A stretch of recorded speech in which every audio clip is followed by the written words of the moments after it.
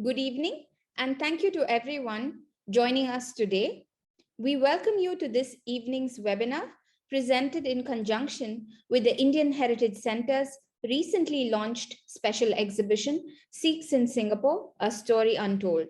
The exhibition has been co-created with the Sikh community in Singapore and focuses on the history, heritage, and culture of Singapore's own Sikhs.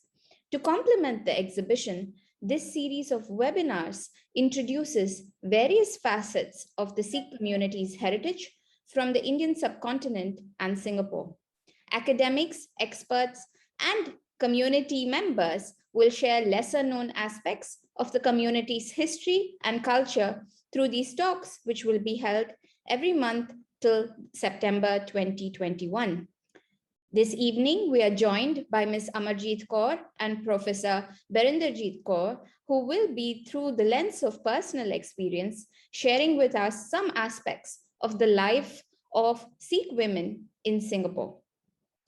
Leading the discussion, we have with us Simranjeet Singh. Simran is the CEO of Guardant Health Asia, Middle East, Africa, a cancer diagnostics company. He has 15 years of senior management experience in Asia Pacific, working with biopharma, diagnostics, medical device companies for their R&D, business expansion, and growth strategies for the region. He also sits on the board of the Oversight Committee for the National Health Innovation under the Ministry of Health. His passion for movies has allowed him to be involved as an associate producer for a Hollywood film, Hotel Mumbai, and as an executive producer for an award-winning documentary, The Saint Soldier, the story of the first Sikh in Singapore by Maharaj Singh Ji. Simran is an active volunteer and a very well-known face in the Sikh community and currently serves on the Central Sikh Gurdwara Board and the Sikh Advisory Board. Simran, could I invite you to introduce today's speakers, please? Thank you so much, Nalina, and thank you to the IHC for the brilliant exhibition as well as this webinar series. This today is actually one that I was looking forward to. It's one that talks about the pillars of the community. Sikh women form the bedrock for the community, and I'm so happy to be able to share this session with you. Today, we've got really prominent Sikh women to share their stories and also to give us examples of some of the exemplary women that have shaped the community here in Singapore. First, we have Ms. Amarjeet Kaur. She is currently an external reviewer for special education schools.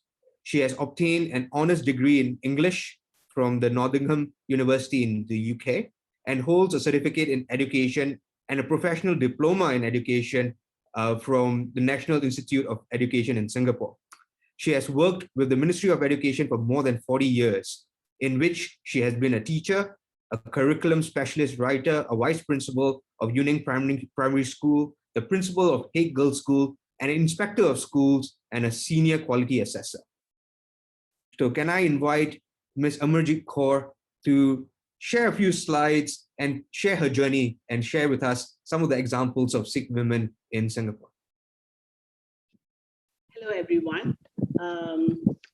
What I'm going to share with you are important family members from both my maternal side of the family and my in-laws.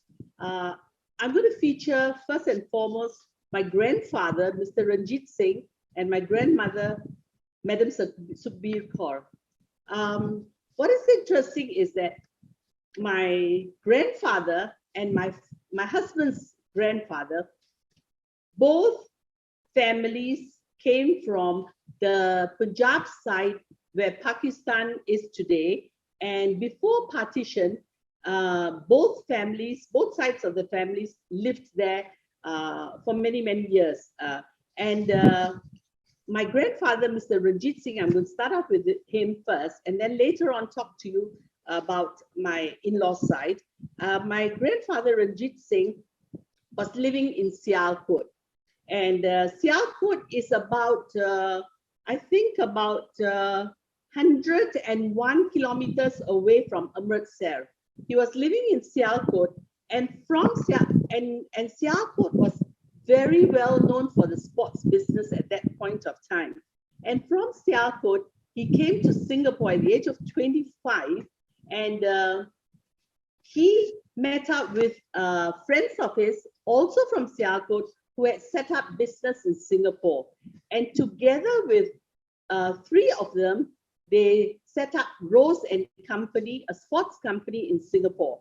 And this sports company, somehow or other, this sports company that he was a director in, had people, the other directors, who actually were related to my in-law side of the family. So when he came to Singapore, and later his family joined him in Singapore, he was posted to Jakarta, and he was there for quite some time, managing the branch, Rose and Company's branch in Jakarta. Rose and Company had branches in Medan, in Jakarta, and in Singapore. So he was managing the branch in Jakarta. So by the time he left Jakarta, he had 7 children, and then during the war they went back to India. During the Japanese occupation, they went back to India. And in India, he had one more child, my aunt, the youngest. So altogether, he had 8 children. And then after the war, they came back to Singapore, back to Rose and Company. And what happened in Rose and Company was in 1950, business started to fail. And after which, my grandfather passed away.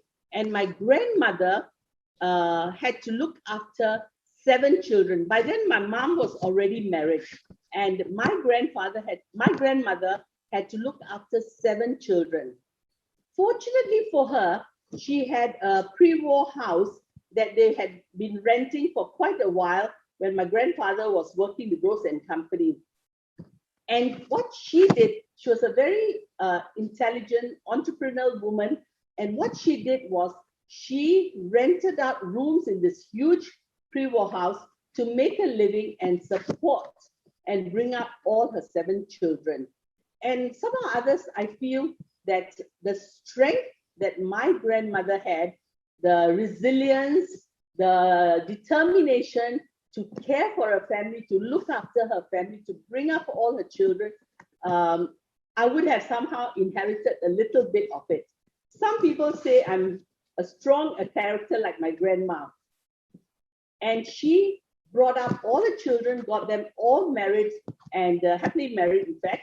And she passed on when she was about 80 years old. So this strong lady had passed on some of her strength to my mom. The next slide, please. These are my parents, and both my parents have had a lot of influence on me.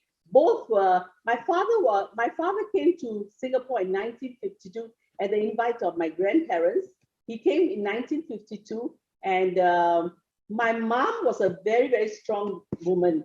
She was the one who actually brought the 4 children up with just my father's meager salary. He was working with a company at that time in High Street. And with a very little salary, she managed to bring up 4 children, and 3 girls and 1 boy. So my mom's main belief was that if she could give education to her children, they should be able to survive from there. And what she featured, what featured most in her life was that we should be hardworking. My father said we should be honest, and my mom said if we had education, the rest will be all right, you know. So my mom was the one who, like her mom before, a very, very strong personality, managed children, looked after us, made sure we studied and made good in our lives. So she's the one who persuaded me to become a teacher. And at the age of 16, I became a teacher. And from then on, I moved on in my life. But I want to feature, can you show the next slide, please? Yeah. And this is my mom's picture when she was married. She was a beautiful woman. And let's move on to the next slide. Yeah. This is my husband's grandfather. He came to Singapore. They were from Gujranwala. Gujranwala is about 53 kilometers away from Sialkot, where my grandfather used to live. So they were all living around the same vicinity in Punjab, Pakistan side before partition. In 1917, from Gujranwala, he moved to Amritsar. And in Amritsar, he took on a job of a teacher in Khalsa College. And then in 1923, about 1924, he moved to Singapore and started work in Rose and Company, the same company where my grandfather was a director. And in 1928, his family joined him in Singapore. And they did go back to Amritsar in 1939, but then they came back again. So he is the one who was not only a teacher, but a businessman as well. He had a little bit of business acumen, and he was also a teacher. Now, I want to show you a picture of his son. Can we go on to the next picture, please? All right. The gentleman there is Mr. Wazir Singh Watson. He's my father-in-law, and he followed his father's footsteps in becoming a teacher. He was a teacher in Raffles Institution for a long time, and then he became a principal. And from principalship, he took on the role of inspector of schools. He and my mother-in-law, the lady in the picture, brought up 6 children in Singapore. One of his, two. My husband and his sister were teachers in the family. So although my husband's grandfather had 5 sons. My father-in-law and his brother were the only 2 teachers, and the other 3 brothers were businessmen. Interestingly, my husband's grandfather was a teacher and a businessman, and his sons, 3 of them became businessmen running sports shops, and 2 of them became teachers.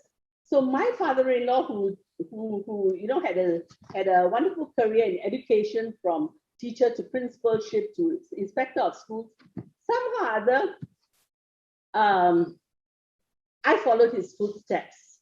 And in my life, I became a teacher, a curriculum development officer, a vice principal, a principal of a school, and an inspector of schools. So he always used to say, none of my sons followed my footsteps. You are the only one who took after me and followed my footsteps in the roles that I had taken. You also followed the same path to reach where you have reached. And he, when I just now I talked to you about my mom and my dad. My dad was the one who taught us to be honest, to be good to people, to be kind. All the moral values were from my father. He was so particular about honesty, integrity, living a clean life, and being nice and kind to people. My mom was a strong one who forced us to work hard, to pursue education, to make good of our life. Now here, on this side of my in-laws family, my father-in-law featured a lot in my life. He was the one who kept on encouraging me, wanting me to do the best that I could. And he was always very proud of me. He was the one who believed that I should be allowed to work in the first place when I got married, that I should continue my career. And he was always proud of my achievements in education.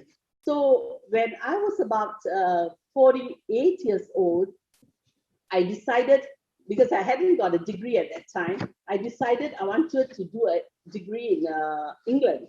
And I went up to him and asked him, would it be all right if I were to go to England and pursue a degree there? And he said, by all means, go. We'll manage without you. It's all right. Just go. And he was the one who said, don't worry about anything. Just go and get a degree. And I did. At the age of 48, I left for England.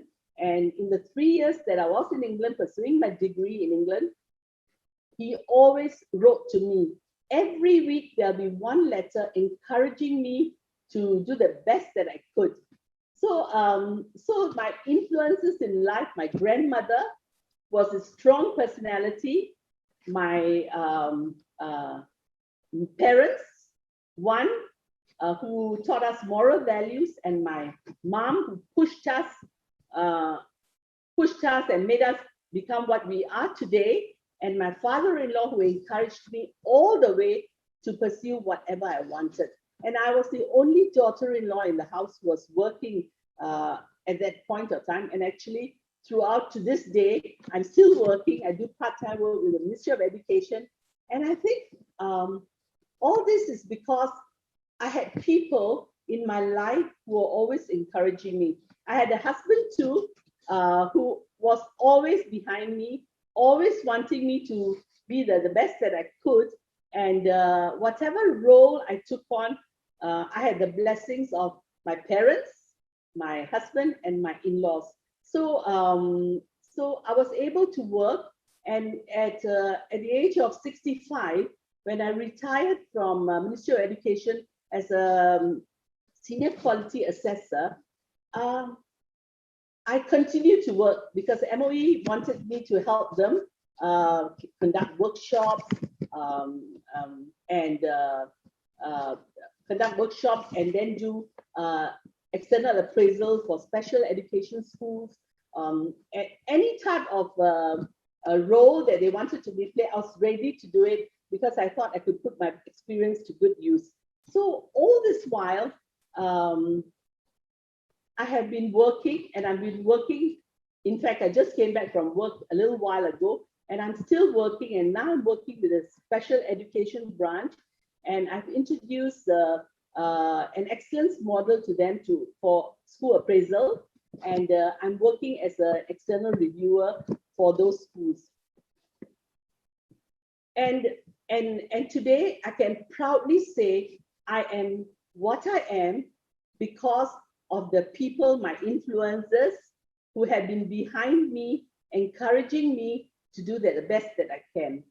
And I would say that in Sikhism, there has been no difference created between men and women. In Sikhism, we have been taught men and women are equal. If men can work, so can women. And I think today we can say that our Sikh women have done pretty well for themselves.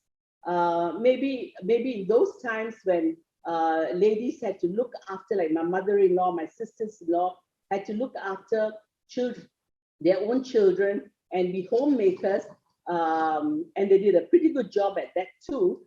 It was fine because at that time, that was an acceptable way of life. But I would say, I mean, I was born in 1949. I started work in 1967, and I know that a lot of Sikh women were also working at the same time. I have many Sikh friends who are principals, doctors, lawyers.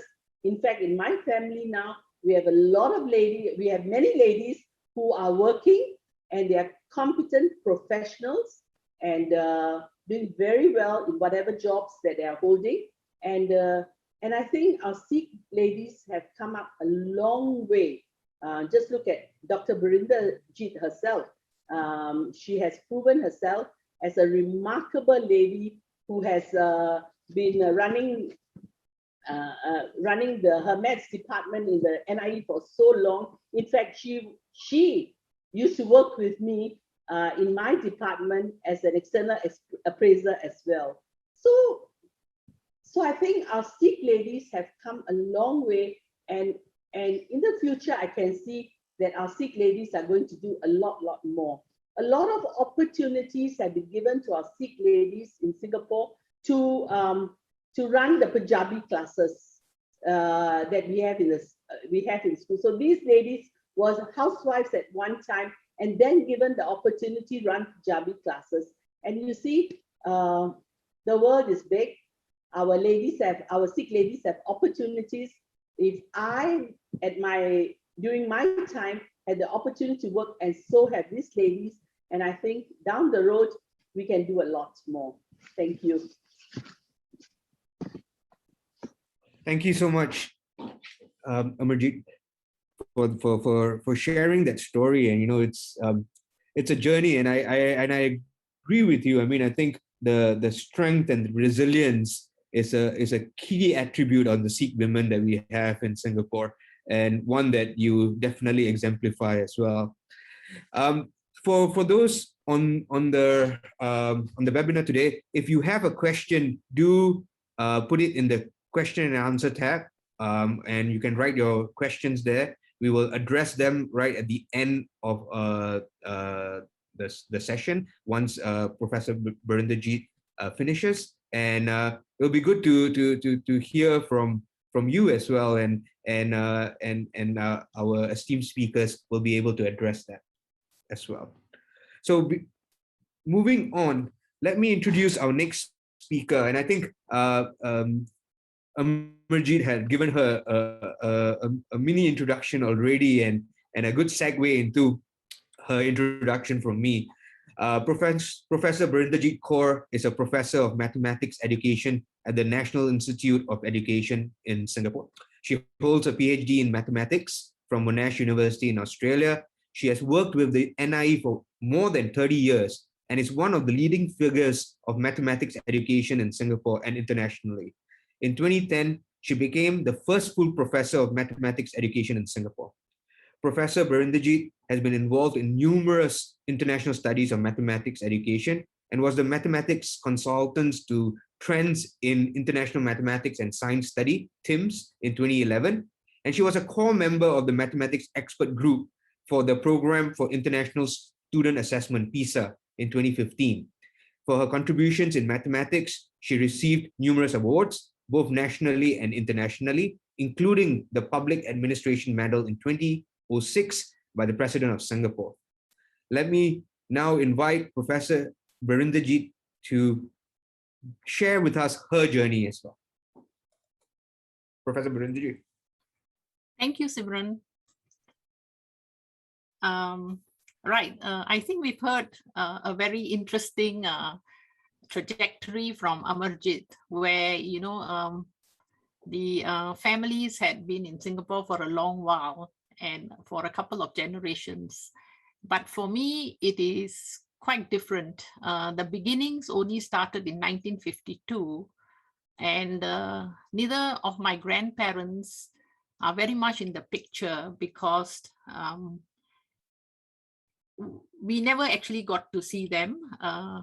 By the time my father married my mother, my father was the only surviving child in his family.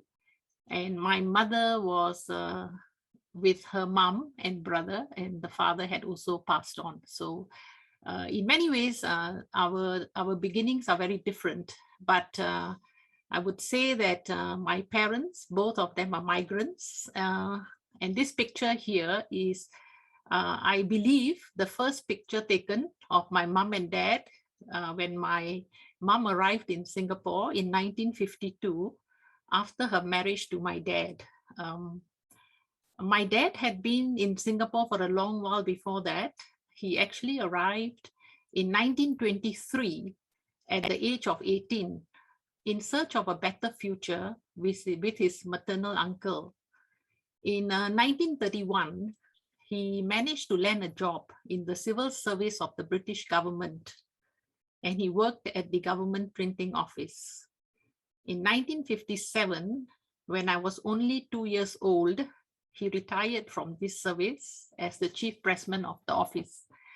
And for the rest of his life, which he lived a very good life till the age of 92 and passed on in 1997, he did many other things, one of which was he was a money lender, and he was very actively also involved in doing a lot of security jobs. In those days, they used to call them the jaga jobs or the watchman jobs, whatever it was. But essentially, he provided a lot of security and service to the clients in terms of securing their premises. My mother, a migrant, has been and still is a homemaker her entire life.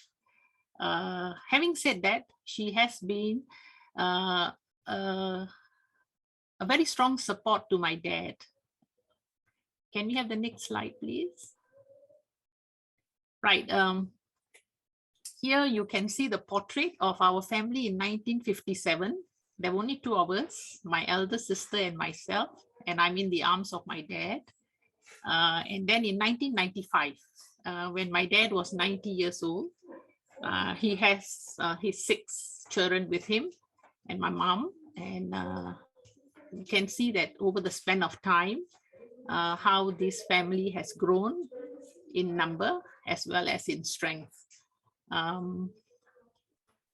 Being born in the era of the 1950s, I'm born in 1955, and when there was a lot of opportunity provided for the young in terms of going to school and having access to all the facilities.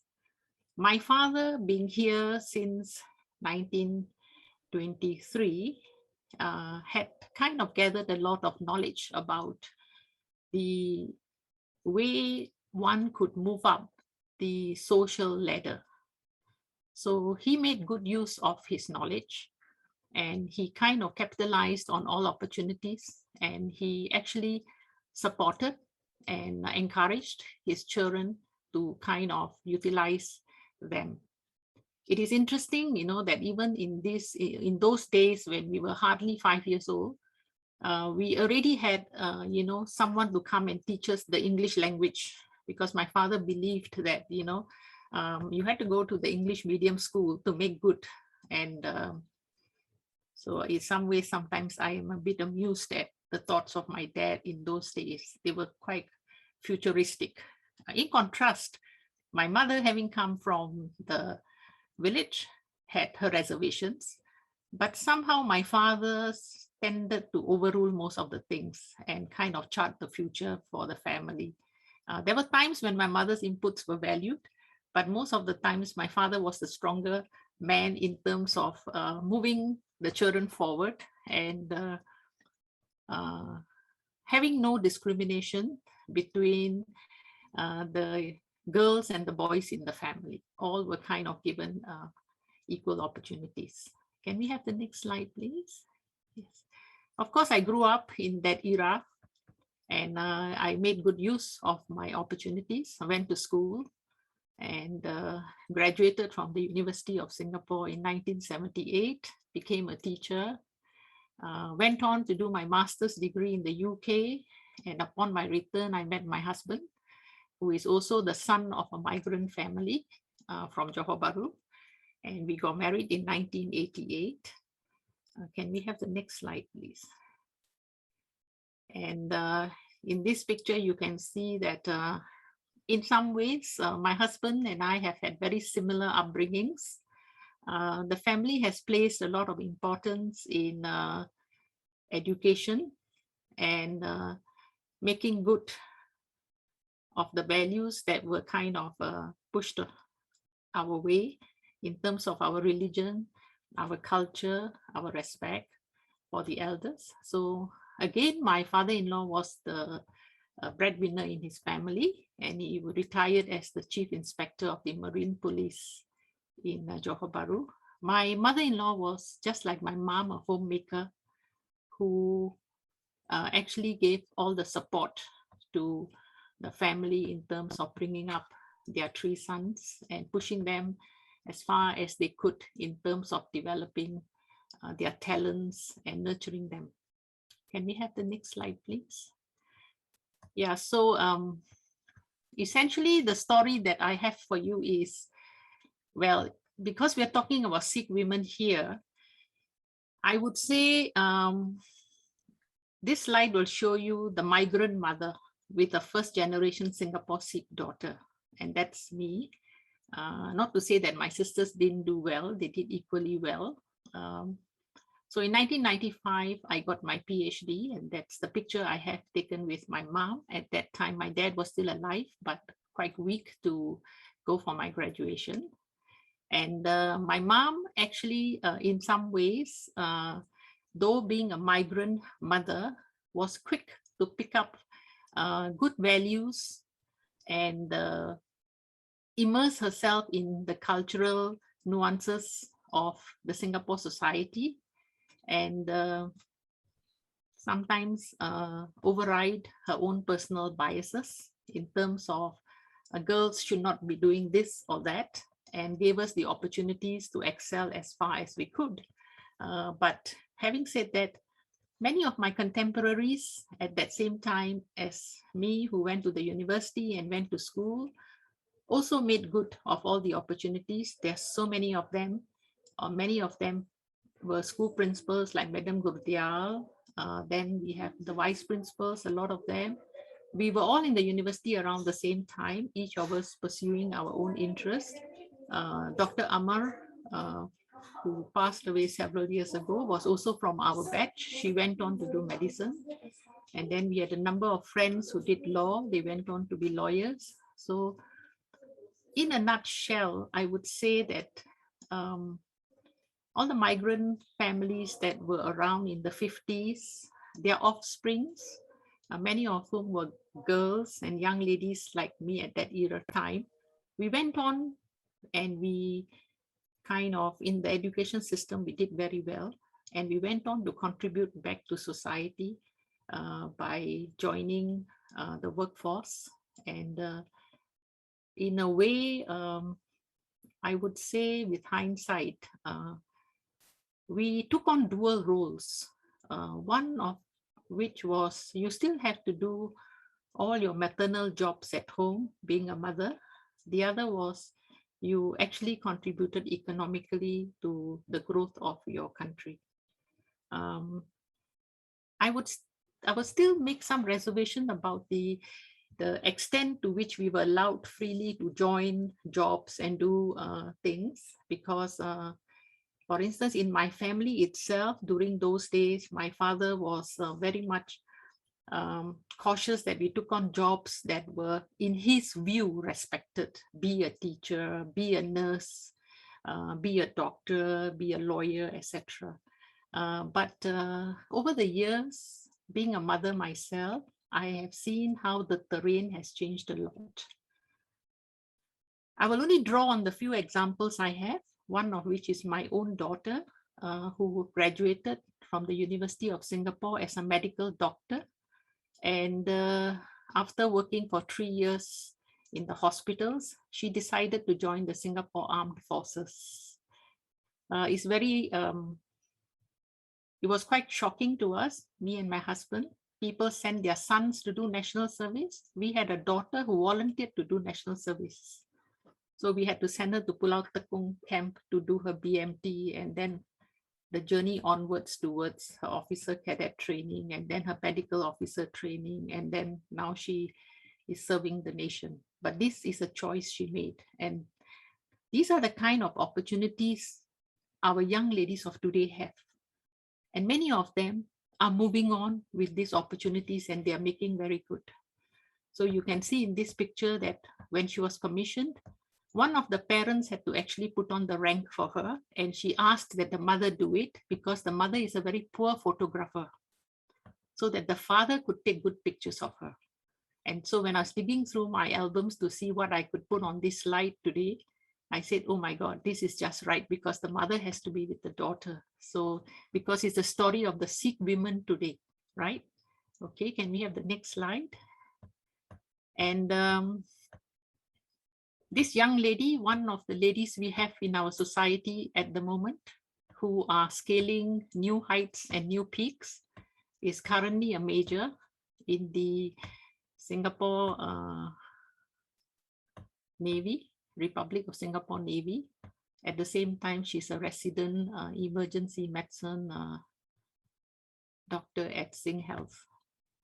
So I'm only using one example here, but having said that, there are numerous other Sikh young women out there who are making very good progress in their own passions and their own desires to scale their heights. So thank you very much.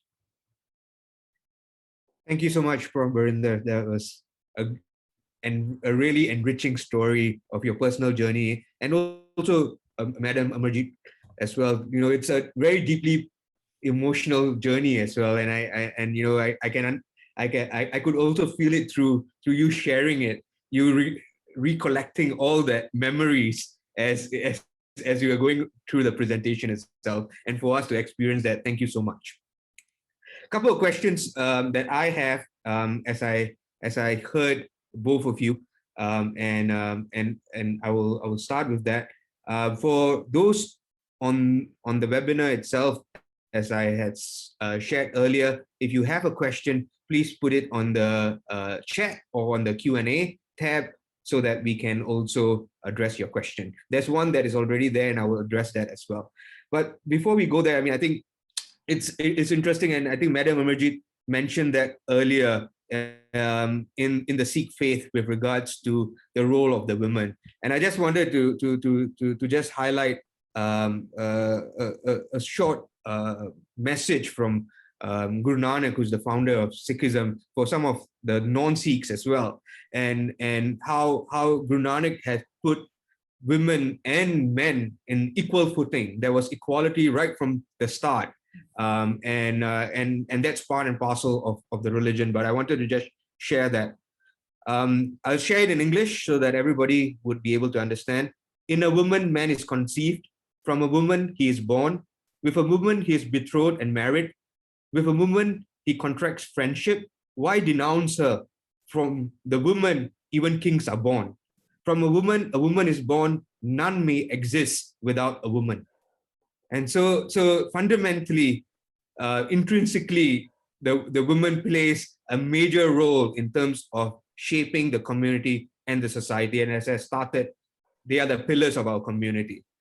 I wanted to ask both of you, I mean, maybe Madam Amarjit first.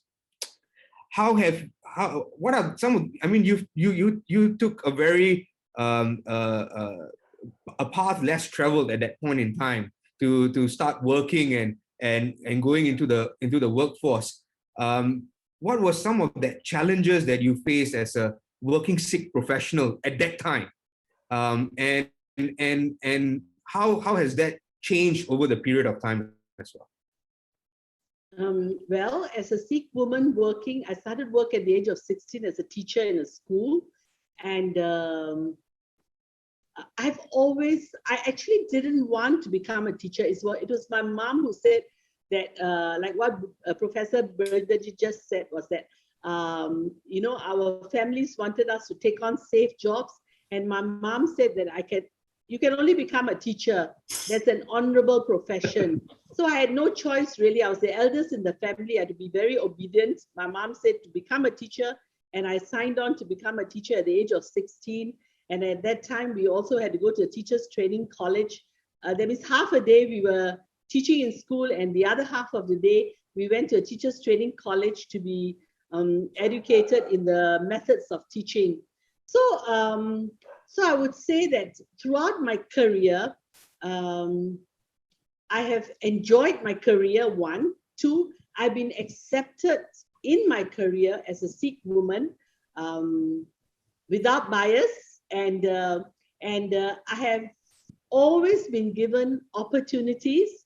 You see, you remember earlier I told you all that I only went to get a degree at the age of 48. Yes. So when I started teaching, I did it with my O levels.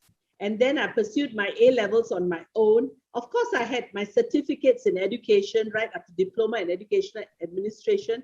But when I was a principal of a school, I still was a principal of a school without a degree. And I only went to get a degree at the age of 48. That was long way later. But all this while I was a teacher, vice principal, curriculum officer, and inspector of schools, I was never differentiated that, oh, you didn't have a degree or anything like that. I was respected for whatever I could contribute to the profession, and I was accepted in that profession. And I got my opportunities, my promotions like any other person. And I would say that I am one lucky lady that I have had it good in my career. and I've enjoyed my career all my life. That is why I'm still working, because I enjoy what I'm doing. Yeah, and I have been given opportunities by different departments, the Ministry of Education, to work with them. So I've always been challenged. I like that challenge, and I've always been accepted. So I've been lucky, I would say. Yes. Excellent. No, thank you. I was going to ask you a question about lifelong learning, but I will definitely ask you that one more, the next question. But I wanted to ask Prof. Berinderjeet also the same question. Did you face any challenges as a working professional and a Sikh woman? Interestingly, no. I mean, like Amarjit, my first job is firstly, when I graduated from the University of Singapore, my father's first priority for me was to become a bank officer. Do you know, he was so impressed by the bank officers of the Bank of India in Robinson Road. He used to do his banking there. And when I graduated, he told me that we had to go and visit the bank. So I went along with him, and there we went. And then he told the bank manager there that my daughter has just graduated, and so she is ready to take on a job. So when I came home, I told my dad, I said, no, that's the last thing I would do, go to Robinson Road and sit in the bank. And so he asked me why. I said, no. Before I went to the university, I did a 6-month stint as a relief teacher. And that's where I really developed my passion to teach.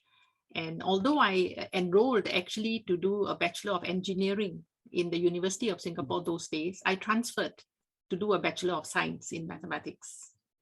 So I told my dad, I said, no. Then he said, okay, what do you want to do? And I said, I want to be a teacher. But he said to me something which was, you see, as I said, he always collected a lot of knowledge from people around him. Although he had no formal education, he said to me, so are you going to be a teacher forever? And I said to him, why? Why should I? I mean, I want to be a teacher, and I'm sure there's going to be progress.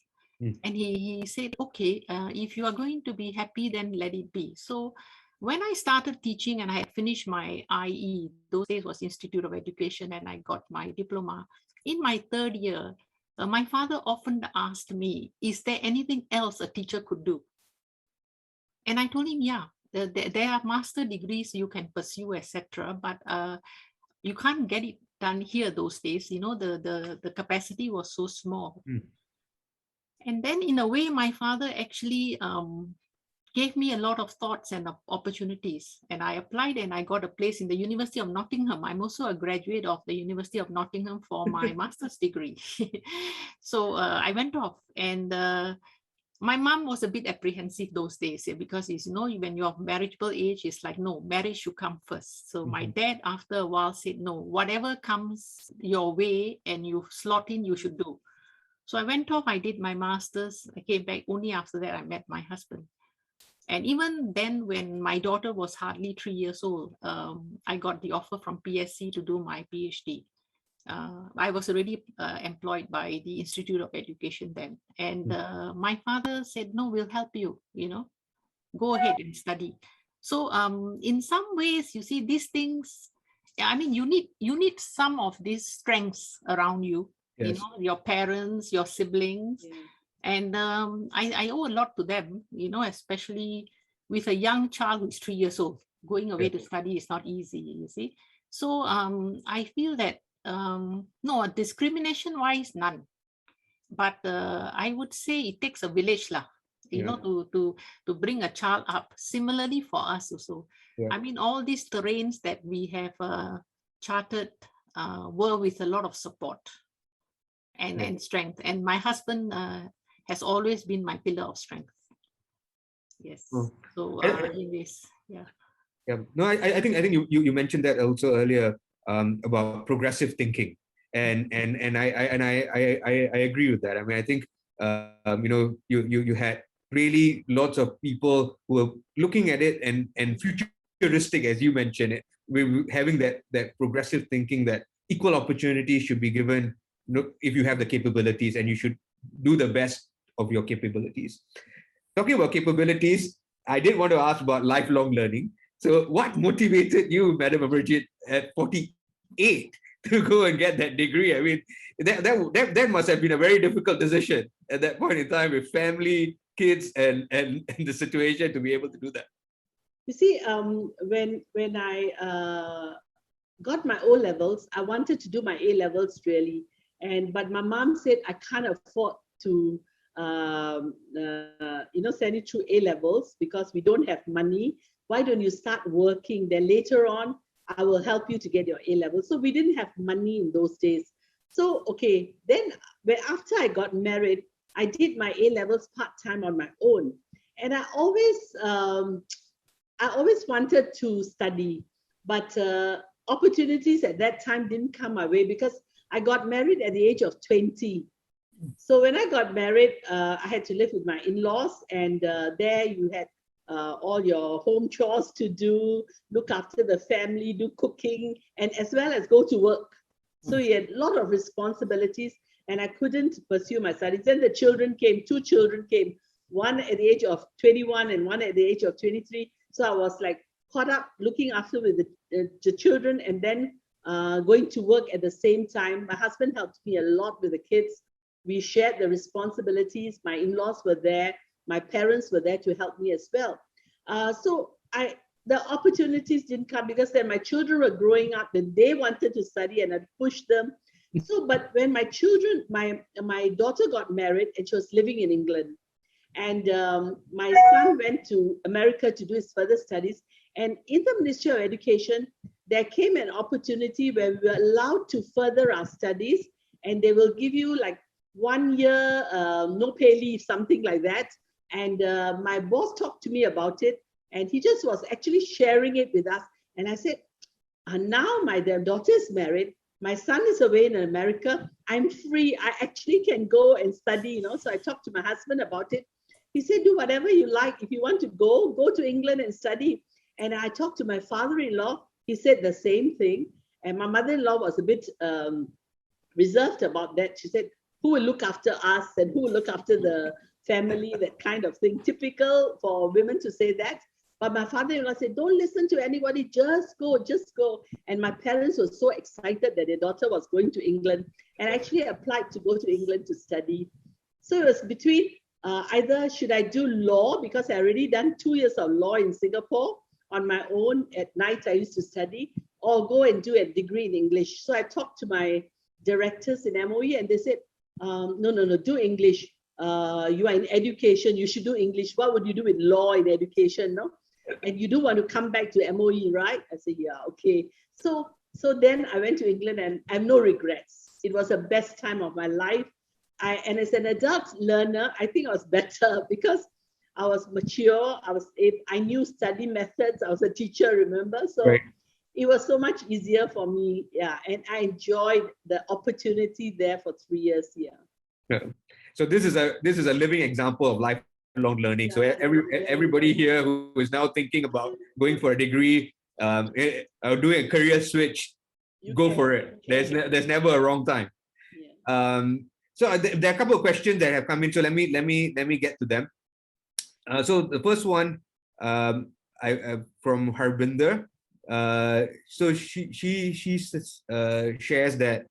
Firstly, thank you for sharing your experiences and the insightful sharing that you have done. But she says that some of the experiences that have shaped you today, both speakers shared how their different experiences shape who they are today. However, our future Sikh women may not resonate with some of these experiences. So in your opinion, going forward, what are some of the qualities you think that Sikh women should instill in themselves and maybe also in their children? Birindajit, you want to go first? Yes, no problem. Okay, I think values are very important. Values in the family. I give you a very good example. My daughter wears short hair, as you have seen in the pictures, and it was a choice she made. And after making that choice, she said to me one day, "Can I still go back to the Gurdwara?" You see, and I say, "Sure, you can go back to the Gurdwara." And she said, "Will I be discriminated?" I told her, you have to find that out yourself. Right. So she loves to go to Silla Road to make rotanga in the morning, early sometimes when I go, but COVID has stopped us for a long while now. And she got quite a bit of good shelling from the old ladies and all that, but she'll wear her patka, she'll tie all that and all that. So when she gets back into the car and we're coming home, she'll share with me some of her experiences. And then I will tell her, now you have to make up your mind, right? Which is the path you want to trod on. And then she goes through the scriptures. She is literate in Punjabi, and she's a sensible girl. And the thing is, the fact that, to me, the fact that she still wants to go to the Gurdwara, the fact that she still respects her grandparents and us as her parents, and cares for all her mama, maminga, and master and all that, to me, that's very important, you see. Just having short hair is one characteristic, you see. So I think the youth of today, they need to be grounded in one or other way.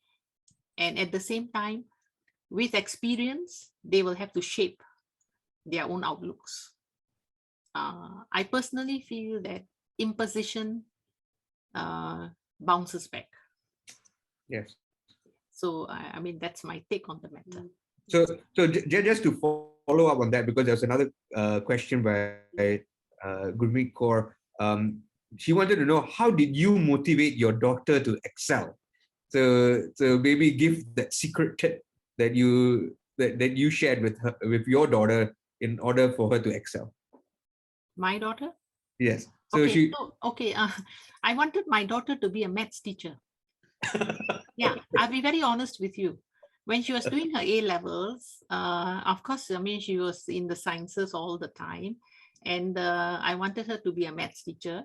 And she said to me one day, she said, Mom, you work very hard, you know? So I say, yeah, all teachers will work hard. And she said, no. Well, my husband is a doctor, a medical doctor. And she said, actually, I want to do medicine. And we just let her do. And the other thing was, we told her that, okay, what are your chances of going to the medical school in Singapore? If you don't get there, what are your options? She said, I will go to the University Scholars Program. She had made up her mind. She said, I will do sciences. But fortunately, she got into the medical school locally and she did her work. But after 3 years of working in the hospital, and she is a diver, she dives, and she is a mountain climber, she climbs mountains. She's very keen in outdoor life. And she just said to us one day that I think I want to serve my nation and I can join the SAF. We thought it was some kind of a joke, because those who join at the age of 18. Right. See, but she made all the necessary contacts and put in her application and was interviewed, and things went on and she went there. So I mean, as parents, we support her in her decision, because ultimately I think serving, to me, it is a pride to serve your nation. I'm also serving my nation in my job.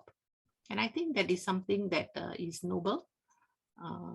But there are other things that we as parents, we help shape them and we give inputs. Right. Yeah. So motivation, I think it's maybe the environment at home. The environment at home and what her other cousins are doing, and what the grandparents talk to them about. Correct. No, thanks for that. I hope that was would be things and tips that we can also take. And I definitely will learn from that as well. I have 2 daughters of my own to to look at that. Another question that came here was, are there challenges faced by a Sikh lady juggling between building a career and taking care of the households? How maybe I'll rephrase it. How did you balance both? And and what can be shared and to maybe best practice, since all of us in Singapore go through that balancing act. So what would be some tips that you can also share of being able to excel in both? Well, I told you earlier, I got married at the age of 20. I was pretty young at that time, and I was a teacher. I had just begun my career as a teacher at that time, and I just graduated from TTC on those days, not Teachers Training College, and I had started work as a permanent teacher at the age of 20, and then I got married at the same time. And then I was living with my in-laws, and I wanted to be a good daughter-in-law. I had to help around in the house. It was a big family, it was a joint family, extended family, everybody living together. And because my father-in-law believed in family, and family was always together. So there were a lot of household chores to do. There was a lot of meeting the needs of the family at all times, and then making sure at work you were performing well as well. It was not easy, but I always say, and my daughter tells me that, she said, you were brought up in a different era. You all were brought up to be tough and resilient because we were poor. We had to do household chores in our home. We had to walk to school. We didn't have it easy our time. So to take on the role of a married woman and who's working at the same time, and then having 2 children to look after was difficult, but manageable. Was manageable because I think we were quite tough. Remember I told you that my grandmother was a tough old lady, a young lady who became an old lady, but tough. My mom was very tough. She was a very strong lady, very resilient. I think some of this must have rubbed on to me, And my granddaughter tells me, why are you so strong, Why are you so tough? And my daughter tells me very often, I'm not like you, so strong, I'm different. And she says, Mommy, you have always been very strong, but I'm not like that, So I think circumstances make you become what you are because of the life you have led and the experiences you have had and how your parents have brought you up. My mother, she treated us as, oh, you can do anything, it's okay. When I was in primary 1, I had to walk from Mount Sophia to Owen Road to attend school. All the way I used to walk past my grandmother's house, stop to rest. My grandmother was living in Racecourse Road, and then go to Owen Primary School. On the way back, take a cup of tea from my grandma and walk all the way back. And I was only 7 years old. And my mother didn't even think that, oh, this little girl has to walk so far. And then when I was in secondary school in St. Margaret's, in primary school in St. Margaret's Primary, we had to walk quite a bit to school. So I think we were brought up differently. We were brought up to be quite tough, resilient.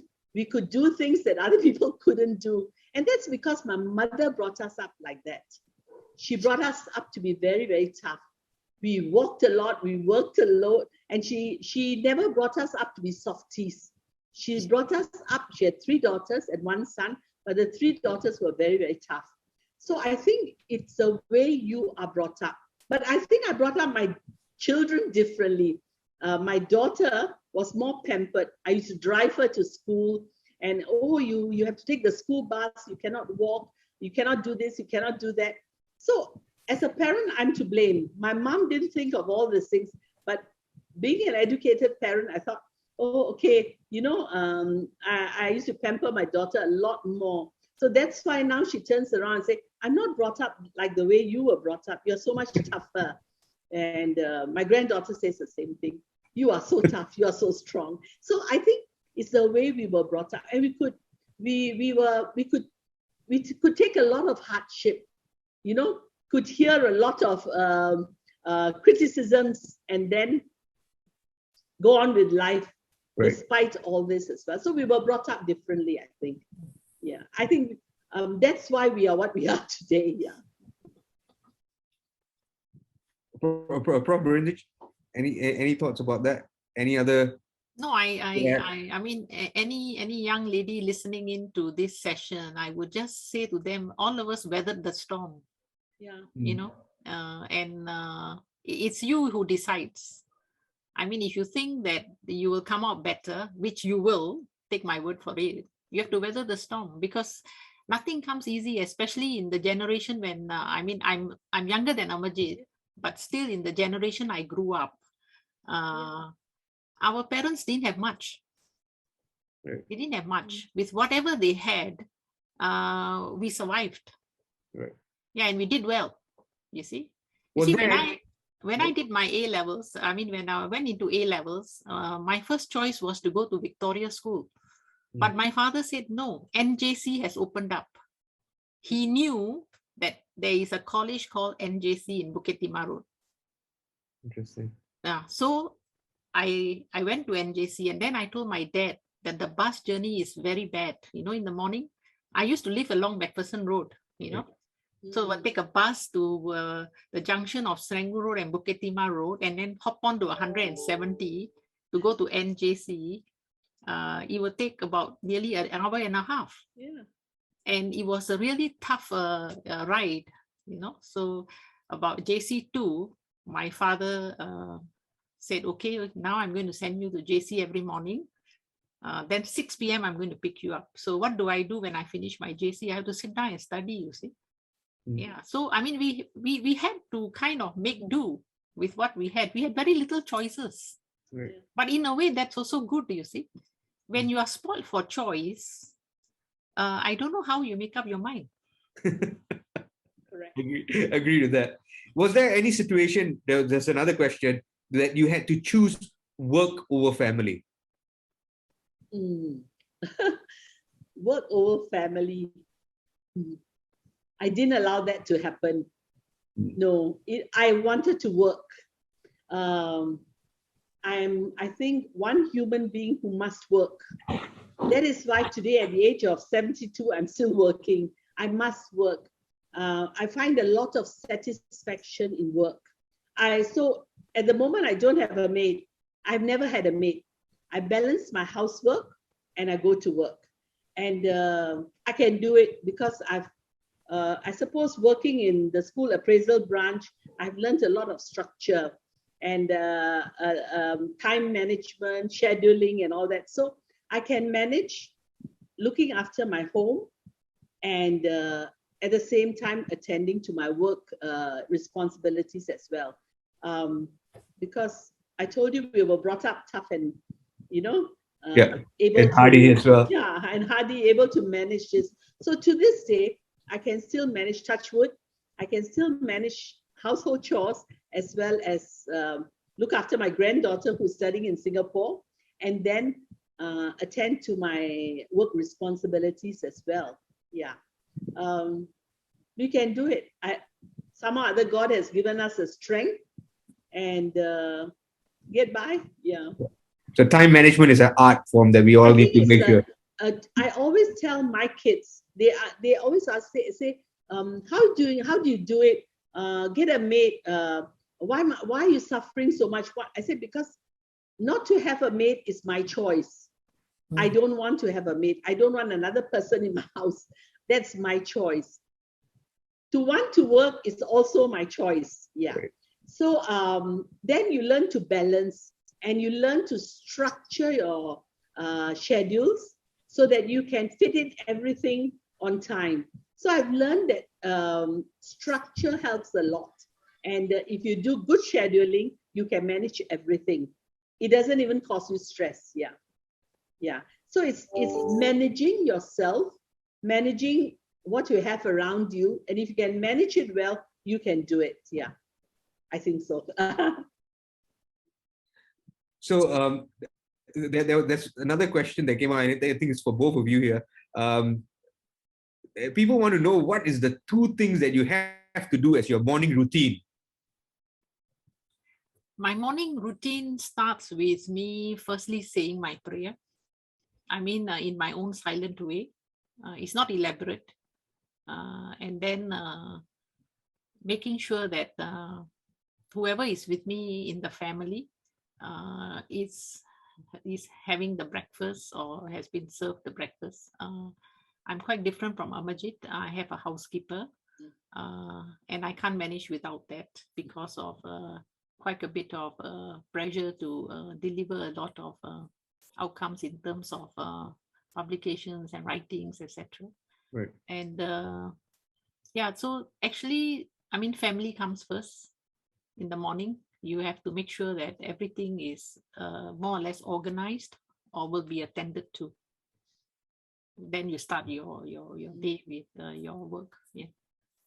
Madam Amarjit, what's For the two me, things? I get up very early in the morning. I'm an early riser. Sometimes I'm awake at 3, sometimes I'm awake at 4, but I do a lot of fun things in the morning.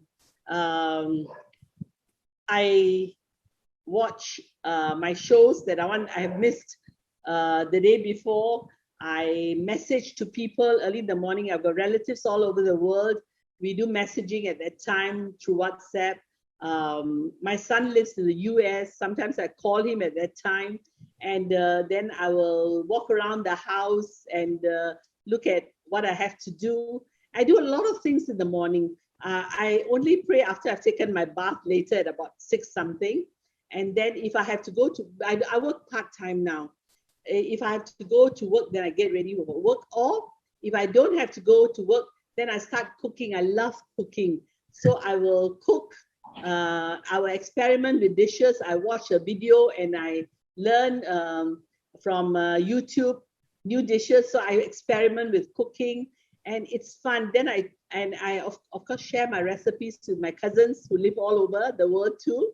And so I have fun times when I am awake early in the morning. I've got a lot of time to do a lot of things that I like. Right.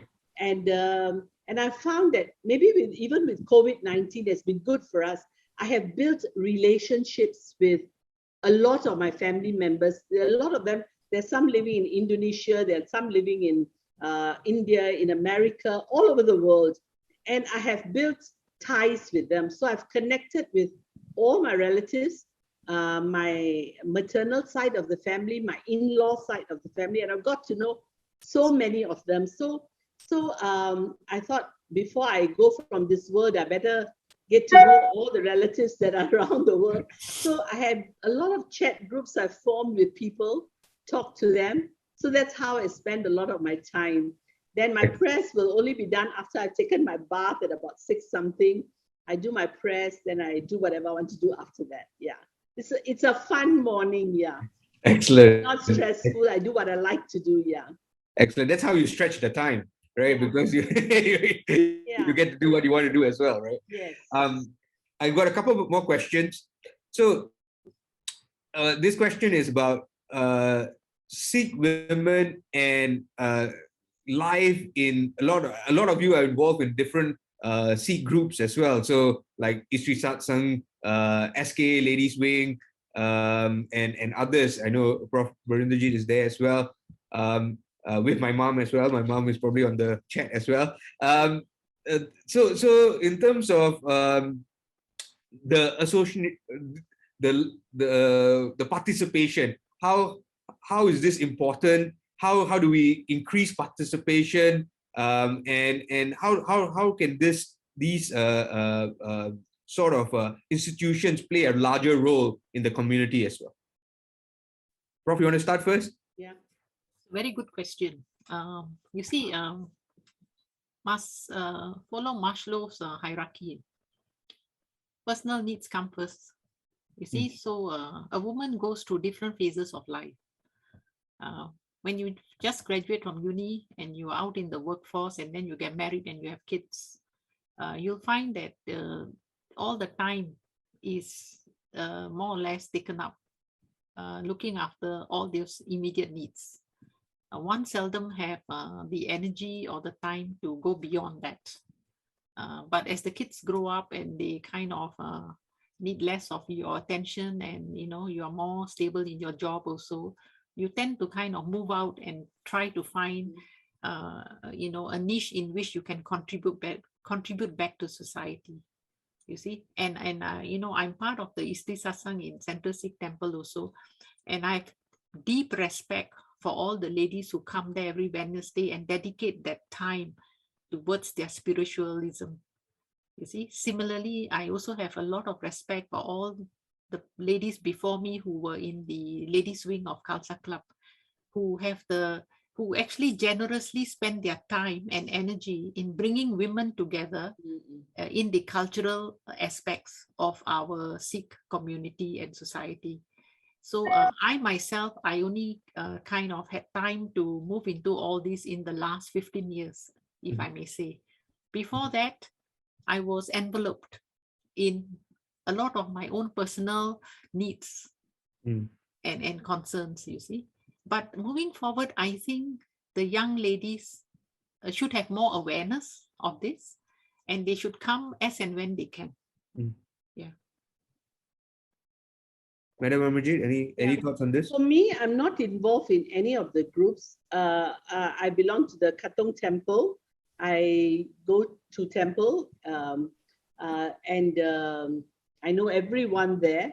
So if there's a need for help and they were to ask me to help them, like there was a request at one time to help the Sikh education group. If they ask me, I'll be there to help them. If not, at the moment, I am currently quite busy helping special education schools. Right. So I'm working with them, and a lot of my time is spent with the special education schools. I have just introduced an appraisal model to them. So I've been training the school leaders, heads of department, the teachers in the use of the model. So I've been devoting a lot of time to special education. And I thought that was important because I've done mainstream school for 45 years of my life. So I thought a little bit of my time should be spent for special education. I think going forward, I used to help in the temple library at one time. I used to give workshops to Punjabi school teachers at one time. Maybe now I'm retiring next year, hopefully. And next year when I retire, I think then I want to devote a little bit more time to the Sikh community after devoting so much time to special education. Then I will go and do some more work there, go back to help them if they need my help. Yeah. So I've already taken note of that, Madam Amerijeet Kaur. We will definitely, and this is being recorded, so we'll come back to you on this. I know they've been asking me, and I'll say, let me hold on, let me retire from here, and then I will attend to your. Yeah. I've got another question up, and this is from Simha, and she's asking, what advice would you give to a mom with primary school children who's ambitious and also wants to give back to the community? She has got primary school children. Is she working? Yes, working and we're ambitious with dreams to pursue, and also wants to give back to the community as well. So 3 aspects to it: community, career, and family. But if you want to give back to the community, you don't have to go every day to give back to the community. You can find time within your busy schedule, like an hour or so, and you can if you want to. It depends on what you like to do. So it doesn't mean that if you want to give back, you must spend all your time there. So as and when you have available time, you can make it known to people, like for example, your gurdwaras or the Sikh education community or Sikh welfare association, can let them know you're available. And as and when you can pitch in to help them. Like for example, they do the Namras Kirtans, right? And they have fun fairs and they organize fun fairs. And because Bikram is a relative of ours and his wife, of course, is my niece, she will ask us to help to run some of the stalls in the temple. So we run, so it's as and when. So whenever there are opportunities for you to chip in to help, you can. I mean, you don't have to go all out. You can help to cook. You can give donations. Like our temple asks the ladies to make chapatis, 30 chapatis at one go. So, and if you can do that at home and deliver the chapatis, it's also good enough. Right. It's also good enough. Then there are some young ladies in our temple who are conducting yoga classes once a week for the elderly. So that's in a small way, if you have, say, an hour or so free during the week, you can still contribute. Yeah, so you can offer your services. It's up to you. Yeah. Yeah. Good point. Prof. Berinder, any thoughts on that? I would agree with Amarjit. I think one has to prioritize your needs at any one time. Right. And if you can find the space and time during the weekends or in between, school days, when your kids are occupied with other things, or your kids want to come along with you to do something, why not? Why not? A lot depends on your own scheduling. Yeah. Makes sense. I have one last question to wrap up this session, and I was always this is something that I'm also passionate about, and I think we need to do more about. But I wanted to know to hear from you. So, what do you think can be done to have more Sikh women in leadership positions in the community, as well as in the wider Singaporean context as well? In general, across, right? So in leadership positions, we want to have the more representation, I guess, from Sikh women. What can we do as a community? What can women do themselves? And also what roles you think the supporting structure? I know Prof. Berinder mentioned that it takes a village to create those opportunities. How do we create that village as well? I think currently our temples can make the big move. Like in our temple, there's one lady who's a secretary in the temple, and she's doing a fantastic job. I'm really proud of her. And they have a group of the younger ones, say in their 40s, 50s, the younger ones doing the Sukni Sep part once a week. So when they have the Ladi, which is like 1 month program in January, these ladies are the ones who go daily to do start the part, and everybody else joins them. So these are the ladies who have been given the clout to take on leadership position in the temple. Once your temple accepts ladies as leaders and gives them opportunities to take on leadership role in the temple first. Let's start with the temple, because your whole community goes to the temple, and they can see these ladies and accept them in leadership position. I think then we would have won a war. Yeah. During my time when I was volunteering in the temple I used to help in the library, I used to do some pieces of work. That was a time when not all men were accepting the fact that ladies could be bossy, could take on leadership positions. So it was not that easy that Punjabi men all Punjabi men can accept. There were some who did, but not all. So, but now it's getting better. Now, for example, I know more about Khatun communities. I can only tell you that. So now, Khatun Gurdwara, our men folks, because they're the younger leaders in the temple who are taking on the president's role and the vice president, they're younger people, and they have no qualms about their wives taking on positions, or their wives doing taking on leadership roles in some of the community work. They have no qualms about it, and that is a good sign. So I think we have come a long way. The younger generation of Sikh men are allowing the women to take on leadership position more than during my time. Miraculously, my father-in-law at that time was quite happy with me taking on my leadership role. My husband was quite happy with it. My father was quite happy with it, but not all men. Not all men were happy with their wives taking on leadership positions. But today, the world has changed. Today, I think our younger Sikh men believe in equality more so than before, and they're allowing their wives to take on positions. And I think this is great. It's super. And I feel so proud that our Punjabi ladies are taking on more roles in the pieces of work that are in the temple. Yeah. Prof. Berinder? I think it's a process of evolution. Yeah. Time. Okay, so I think we are fortunate that we are at this point of evolution where there is more space for women to come in and do their share. But as I think Amarjit has said, when you have to work in a community that is made up of men and women together, mutual respect is very important. Yeah. And I would in some ways always say that I personally would feel that if in all organizations the position of a secretary is given to a woman, I feel that is a biased position. Why a woman to be a secretary? Why not a woman who is the president or the vice president? You see, so for me, I think these are the things that need a bit more thought in our community. And our community, I would say to a large extent, is very progressive. Right. Very progressive. Yeah. And there's a lot of scope and hope, you see.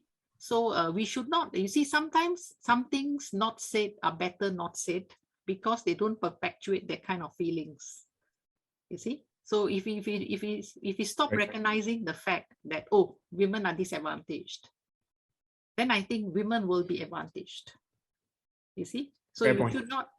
should not kind of press it down by Yeah. reminding people all the time, you see. So Fair I point. think we are doing a great job. I'm very proud of my sister, who is Dr. Birindajit Kaur. Right. Yeah. I think she has served in the Central Sikh Gurdwara Board as the secretary of the board for many, many years now. And Right. I think now she's on to something else also. But yeah, she volunteers and she's happy doing jobs in the community. Yes. Yeah. No, fantastic. No, I couldn't agree with you more. It's about creating the opportunities and then being able to provide the support for women to take up those leadership roles. And I agree with you. It shouldn't just be one type of position. It should be Yeah. all positions. All positions, yes. Right. Yes. And I think that's more and more we are seeing that we have a very, really progressive community, and it's happy to see that. So today has been a really enlightening session. Thank you so much for sharing that personal journey and giving us all these wonderful tips. I was actually very scared because dealing with educators is really, really hard sometimes, and I was always a mischievous child. So this has been a really enriching experience for me. So thank you once again for taking the time. I just wanted to end off the session by asking Nalina from the Indian Heritage Center to just say a few words. Nalina, over to you. Thank you, Simran. And thank you, Prof. Berinderjeet and Ms. Amarjit for so readily agreeing to do this session for us.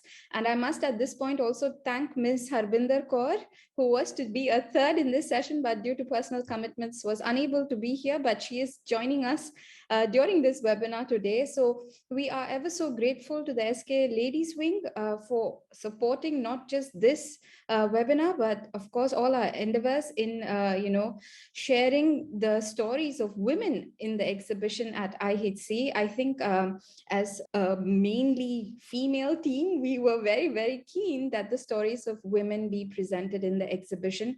And I think the fact that we have two very strong women here from the community sharing their perspectives is really testament to how women have shaped the history of Sikhs in Singapore. And for instance, Ms. Amarjit played quite an important role in the book that her family brought out on Sundar Singh Vasan. And when we reached the family asking them for inputs on the history, they all directed us to Ms. Amarjit. So I think that's very much a subtle hint on the role of the woman in shaping the narrative there. And I think this is something that we found throughout the course of making the exhibition, that very often it was the women that people were directing us to because they had really served as a walking collective memory of the community's experiences. We've documented some of these experiences through films that we commissioned, as well as contemporary works, to make sure that the voice of the women in amongst the young are also documented in the exhibition. So please do visit the exhibition to carry on this journey of understanding the role of women in Sikh society in Singapore. And we very much look forward to seeing all of you. And on that note, I'd also like to say that the exhibition has now been extended till the 30th of January 2020. 2022. So there's ample time and no excuse for not seeing it. And we very much look forward to seeing all of you. And for those of you who enjoyed this evening's webinar, do follow us on our PTIX page through which you would have signed up for this session to look out for details on the next session. With that, we'd like to wish all of you a wonderful weekend and thank you very much. Good night.